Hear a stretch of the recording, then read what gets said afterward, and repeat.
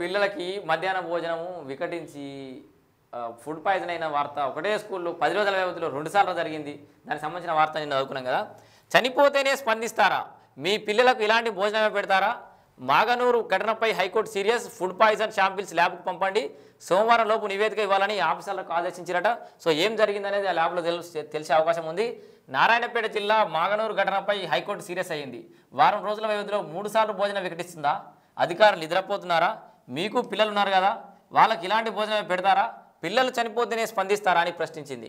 ఆఫీసర్లు మానవతా దృక్పథంతో వ్యవహరించాలని సూచించింది. ఫుడ్ పాయిజన్ అయిన స్కూళ్లలో శాంపిల్స్ సేకరించి ల్యాబ్కు పంపాలని, సోమవారం లోపు నివేదిక ఇవ్వాలని ఆదేశించింది హైకోర్టు. సో నేను నిన్ననే చెప్పిన ఈ చెత్త రాజకీయాలని పక్కకు పెట్టారు జరిసేపు. పిల్లలు ఆడ చచ్చిపోతూ ఉన్నారు.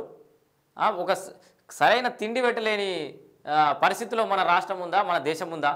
పిల్లలకి భావి భారత పౌరులు వాళ్ళంతా. దాంట్లో కలెక్టర్ ఉండొచ్చు, ఒక కమిషనర్ ఉండొచ్చు, ఓ ముఖ్యమంత్రి ఉండొచ్చు, ఒక మంత్రి ఉండొచ్చు, ఒక ప్రధానమంత్రి కూడా ఉండొచ్చు. ఆ స్కూల్లోనే విషం పెట్టి చంపేస్తారా పోరాలని? ఎత్తైన విగ్రహాల దగ్గర పోటీ, ర్యాలీలు, బహిరంగ సభల కాడ పోటీ. అది ఆయన ప్రక్షాళన అంటాడు, ఈయన కాళేశ్వరం ప్రాజెక్ట్ అంటాడు, ఆయన మూసి రివర్ ఫ్రంట్ అంటాడు. ముందుగా విద్యని వైద్యాన్ని చక్కగా వేయరి పేదోడికి, మిగతా అన్నీ అవే చక్కగా అవుతాయి. పిల్లలకు సరైన నాణ్యమైన విద్యను అందించాం, నాణ్యమైన ఫుడ్ను అందించాం. కానీ దేశంలో మొత్తం నెంబర్ 1 కావాలంటే రాష్ట్రం ఎడికలవుతుంది. సో ఇంత అధ్వానమైన స్థితిలో రాష్ట్రం ఉంది.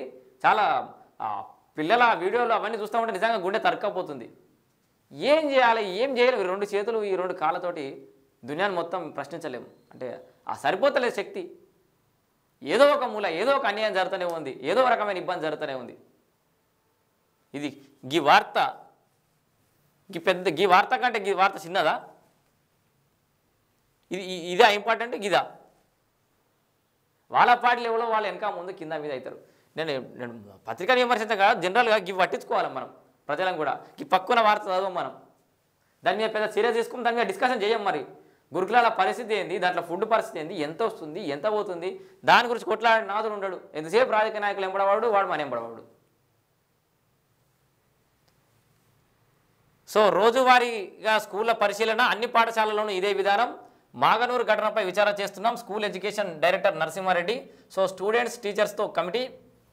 ఫుడ్ పరిశీలించాకే విద్యార్థులకు అందేలా చర్యలట. సో ఇది ఒక మంచి నిర్ణయమే. సరుకుల నాణ్యత, స్టూడెంట్స్ హెల్త్ చెకప్ పైన దృష్టి. 1-2 రోజుల్లో రానున్న గైడ్లైన్స్. ఫుడ్ పాయిజన్ ఇష్యూకు చెక్ పెట్టేలా ప్రభుత్వ నిర్ణయం. ఇది మంచి నిర్ణయం.